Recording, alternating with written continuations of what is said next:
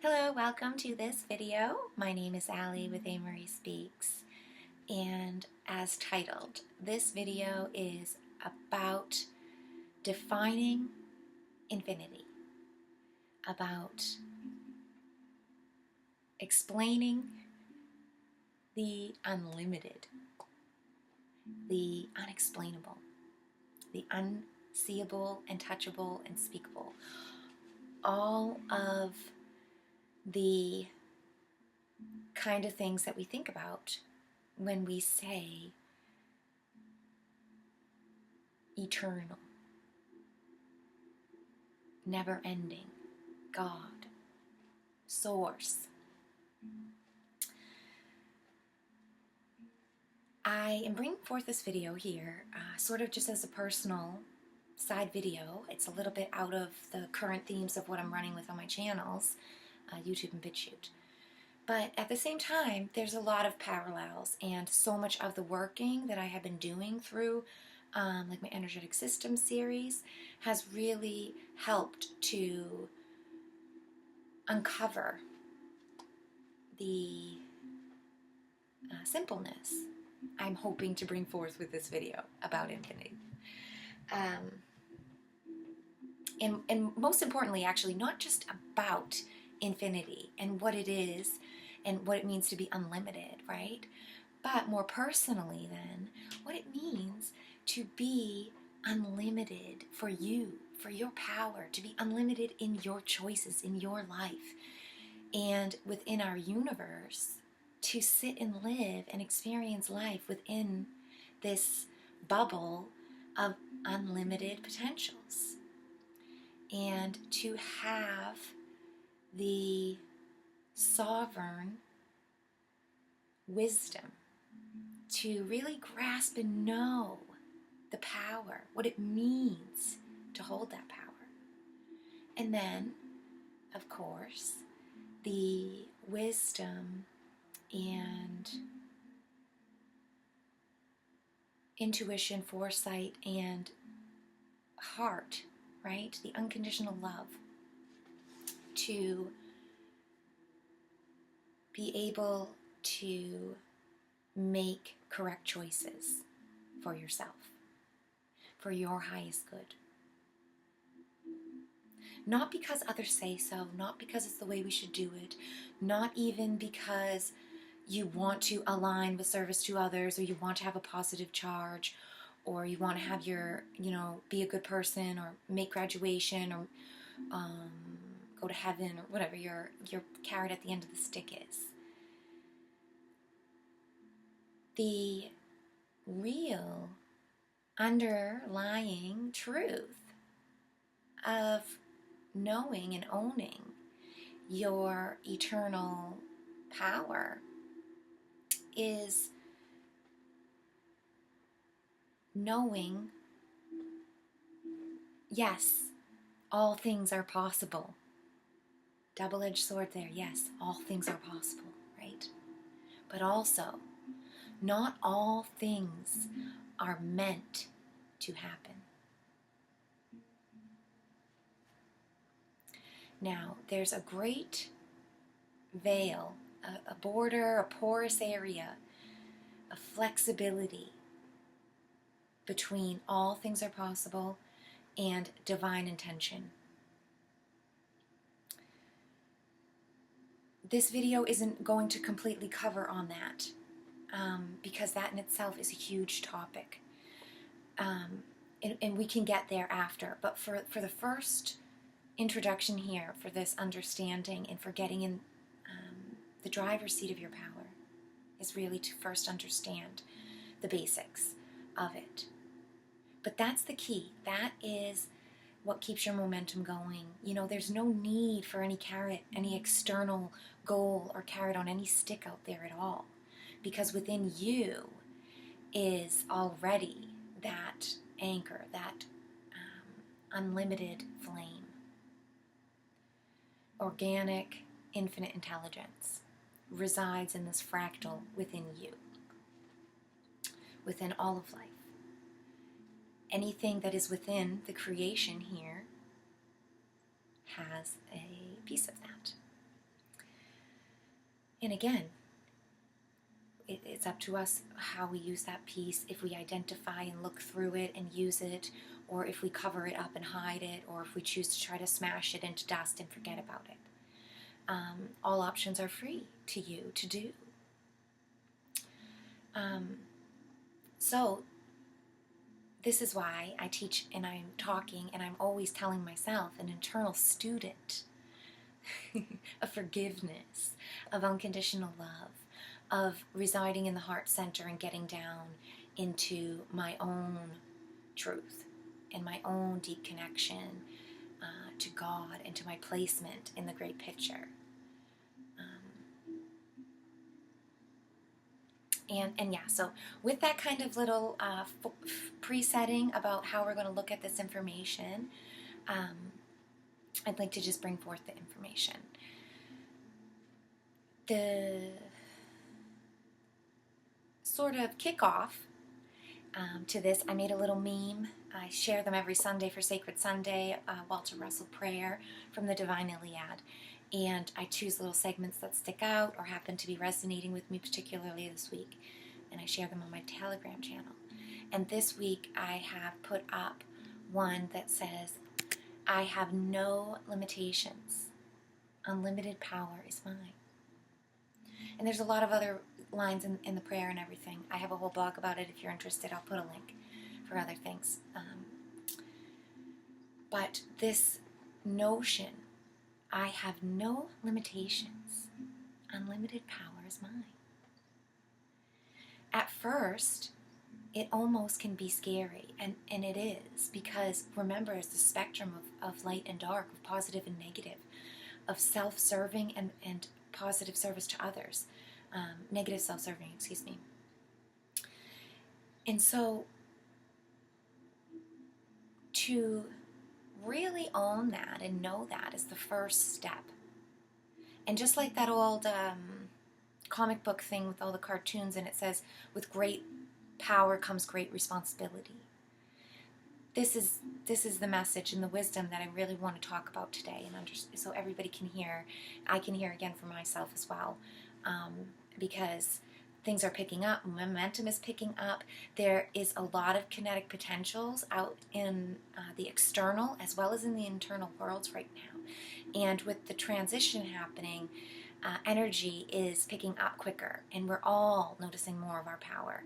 If you choose to step into it, you will notice it quicker and quicker. If you choose to hide from it, you will notice more and more piling up quicker and quicker. It doesn't matter which side of the playscape you're building on right now. Everything's kind of supercharged. And again, double-edged sword there, you know. So learning discernment and being really honest with yourself and what you're seeking is kind of the skeleton key to this life and to getting what you want out of it, right? And of course, right now, not entrapping yourself in this kind of eternal slave cycle that's happening in a certain level and spectrum within the matrix. There's kind of like a liar looping happening over there where you could get really sucked into that and trapped, versus, you know, trying to climb your own ladder up and out, and to your highest good, and to all others' highest good is intrinsically linked with your own. They all run parallel with divine timing and with the divine plan. And so trusting in that and understanding that and following your path right now is really why I'm putting up this video, what's happening, I feel, in the collective with the stream, and the sort of transition that's taking place, right? The splitting of everything.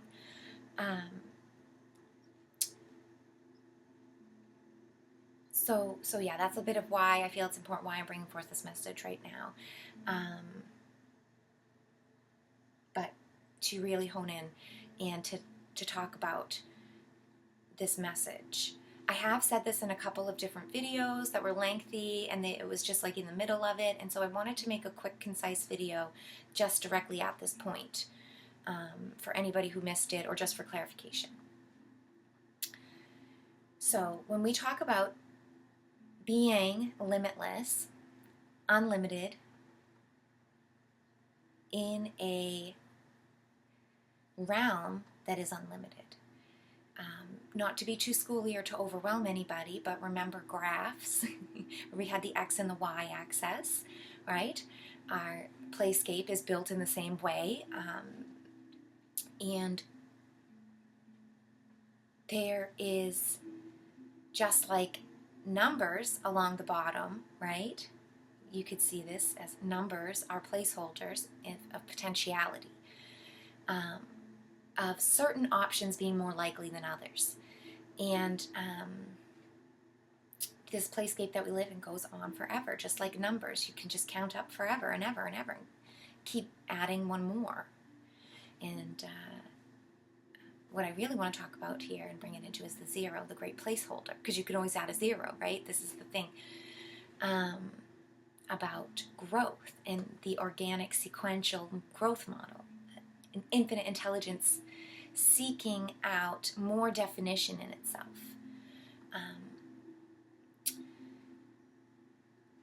In other words, right, and to grasp this a little bit more steadily, we have counting, right? 1, 2, 3, 4, 5, basic counting. And you can really spend time. And there's a lot to discover in just counting from 1, 2 to 3 to 4. To learning about, okay, well, this is 1, and we're adding 1 more, and that's making us 2. And then we're adding another 1 more, and that's giving us 3. We're adding another 1 more, and that's giving us 4. Right? That's one potential of looking at information and understanding what you can do with it, how it can grow and change. When you start teaching a child, right, it takes a long time for them to understand 1, then the next one's 2 and 3 and 4. Sometimes they just hear it and they learn and they memorize the speech, and so they learn the word 1, and then they know the sound 2 comes next, and they know that sound 3 always comes next, and 4 always comes next, and they might even not even say the words correctly, but it's just the sound of it that they're getting, right? Or other kids, maybe they learn how to have 3 and 4 cars in front of them, and they know how to count 1, 2, and add 1 more car, and they're counting. There's different ways to interpret and to learn, and at different speeds and different types of interactions and communications. So that's an example right there of ever-present many-ness, right? Of multiple variations of interpretation. And that is only on the thinking level of how we're interpreting and how we're moving something, whether with sound or, with moving it as in adding 1 more, like that concept. The whole other concept comes with the mathematics of it, understanding amount, right? And understanding what we're doing when we're adding, and understanding what we're doing when we're measuring out something, right?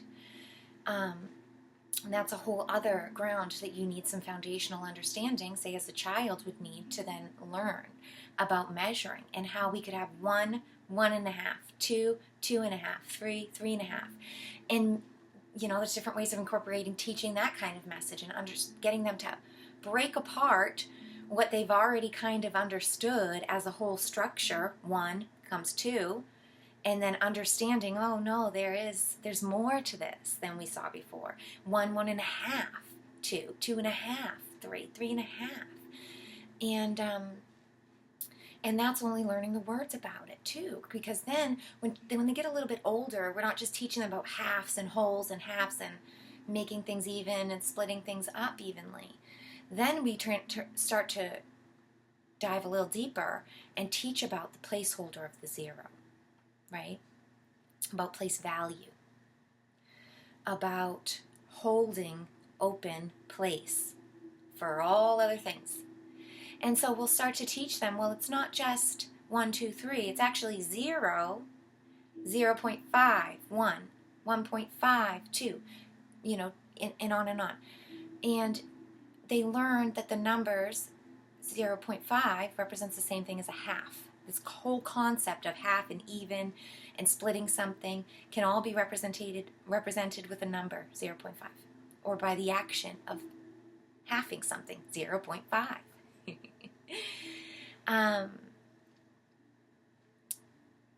And that's a whole concept in working of itself. And this is another angle of infinite variabilities, of potentials, right? But the deepest understanding comes when the student starts to integrate all of those lessons together and starts to really understand what is happening when we count, when we divide up, when we hold space for numbers out there. Because we have 1, 2, 3, 4, 5, right? But as we understand even more, we really actually have, it's just not 1, 1.5, 1.5 anymore, but it becomes, 1.1, 1.2, 1.3. And on a ruler, right, you can measure out and you get to really see and bring it even smaller and even smaller. And that notion that that's available to do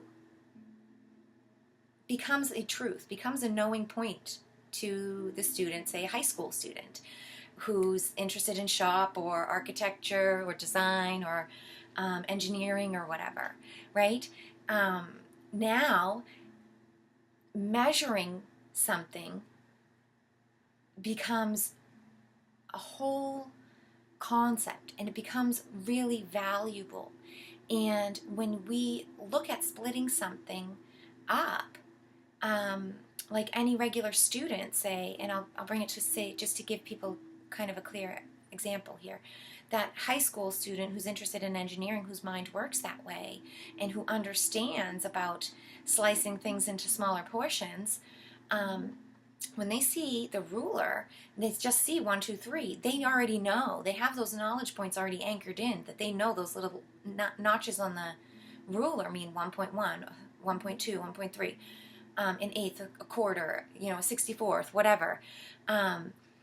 They have a whole other understanding and working of that versus a regular kid, maybe some other kid who's a poet or who's interested in music or who isn't a mathematical minded, and they might not even get and understand. They just know 1, 2, 3, 4, 1.5, 2.5. They don't have that great fluid understanding about what's happening.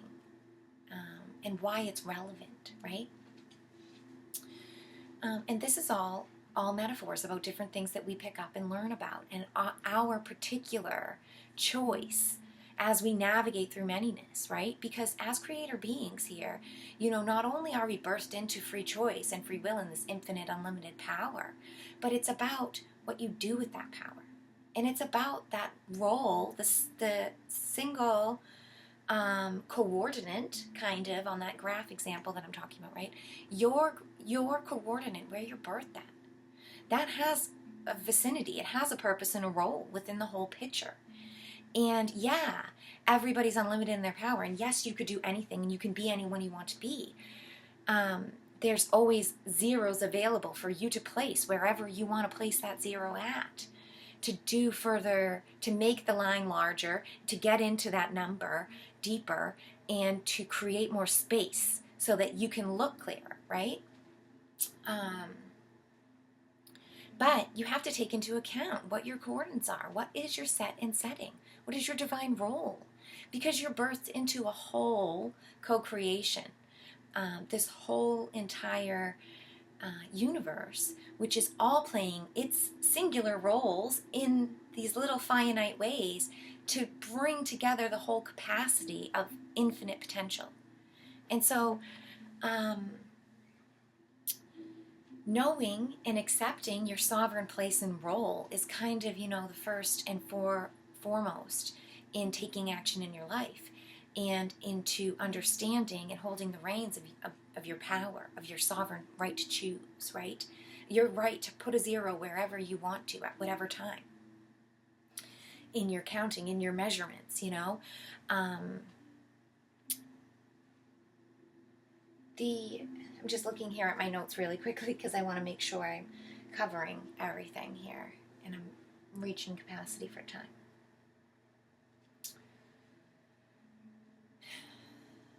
So yes, infinity, unlimitedness in itself really is about being able to understand this concept of zero, of the great placeholder, of holding all potentials, of, yeah, I have the choice. Yes, it's out there, but is it right for me? Is it available in my vicinity? Is it there, meant for me right now in this present moment? And that is real soul seeking. That is real light and shadow work. That is really following your truth and your path. When these things come up, is having these real conversations with yourself, having self accountability, and having self respect and wisdom enough to say, yeah, I am unlimited. I am powerful. I could do that. But should I?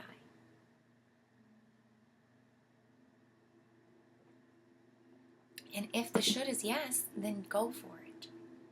Nobody should be holding judgment over others to say whether their choices are negative or positive, or if their choices, need correction or need to be reformed or punished. Because the truth of it should really be, when we anchor into our sovereign right to life and to our divine connection, our one fractal piece made of infinite fractal pieces that are all valued in the same in the subset of the creator, everyone deserves that right to choose. And they do know from the best of their capability and capacity whether that seeking needs to be followed through with or not, whether that itch needs to be scratched. And desires and seeking is a bit like itches and scratches. And it is a bit like an inkling or a need or a desire. They're all kind of the same thing out there, because all thought, all interactions, all happen in the core first, the core of humanity, the core of yourself, the core of the earth, this very spiritual core that's very frequency-based through the ether. And the language reverberates out without speech, without body language. It is an instantaneous conversation of truth. And it happens on the spirit level within all communications. Because all those communications really are happening in kind of their own layer of happening. But yes, so having and knowing what's right for you is really what we're here to do. That's really what their density is all about. Graduation, taking your reins, making the choices, and holding yourself accountable for those choices, whether good or bad. That's all that it really is. And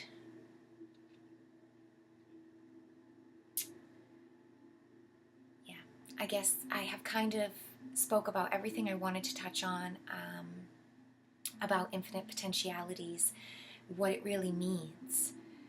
And finally, the last thing I want to underline was kind of tied into other things that I have been talking about this week.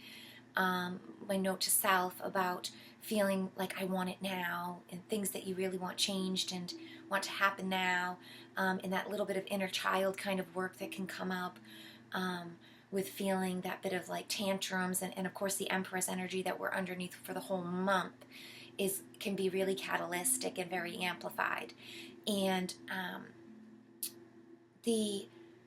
for myself, when I went into meditation, when this kind of clarification is coming through this morning, for me, I was comforting myself and my inner child in knowing that, yes, all these things that I want are out there. And because I've thought of them, they have space in imagination space, in the thought realm, and in the spiritual realm, that are carved out and created and designated. They are seen by me, by my higher self. They are seen by Source, by the Logos, already and known out there in the great placeholder of all potentials. In here, I'll just show like a bit of my note here at the end. Can you see without... this sort of graphing, oops, I don't have my notes, has been helpful for me in a logical 2D way to visualize and then reincorporate the sort of esoteric messages that hide within it. Because just this is a reflection of the large scope, and it's a metaphor for internal work as well. When we graph a data set, we find an average. We find a mainstream. At the scatter plot example that I drew on there, you know, there'll be dot, dot, dot, dot, dot here that defines this middle area that becomes whatever the graph data is showing, whatever kind of wave, or if it's, you know, an exponential linear kind of thing, or whether it's more of a wave and a flux and a flow. The data shows the pattern. And then we identify the pattern, and then we say that this is what the data is presenting. But there's outliers, and there's scattered bits, and each one of us, like just like I have a lot of ideas, projects, and potentials, all these things kind of cooking and in the works, and then all of these little worlds that could be birthed off of those projects when they're done, and things that they could create when they happen, right? Those are like that scatter plot in my creational space, in my life's journey, in the whole totality of Allie's life. And I'm not God. And even my higher self can't see my scatter plot for what it is in real time. It's outside the capacity of the spectrum. That's God consciousness understanding to see that large, that my scatter plot, so to speak. Perhaps I can view out just a bit and kind of get a glance of being able to see the X and Y axis, being able to sort of glance where my zero center point is, and building out, getting a feel for positive building and negative sense of light and shadow, and seeing where things build out in my real life, in my circumstances and scenarios and options I'm brought forth in my direct life. That's how we sense the data. That's how you sense where your patterns are at, by kind of stepping into higher self and looking at the graph as best as you can. But you should always remember, and I'm reminding myself with humility now, we can never get into this broader scope and see the full data set. It's not meant for us right now. The joke would be over. You can't play the poker game and know everybody's hands. It's no fun, right? The Law of One has said that numerous times, and I just love this notion of fun and excitement and the joke. That's the whole placeholder. It's not set in a zero potentiality, like in a mean way, or in a way that's supposed to feel depleting, or to make you feel like, oh, running on an escalator forever, you know? It's not meant to be burdensome. It's free-flowing, given by abundance. It's effortlessly happens because you are unlimited power to begin with. All you have to do is feel the flow and allow it. Stop feeling it and constricting it, because that's why you're feeling limited, right?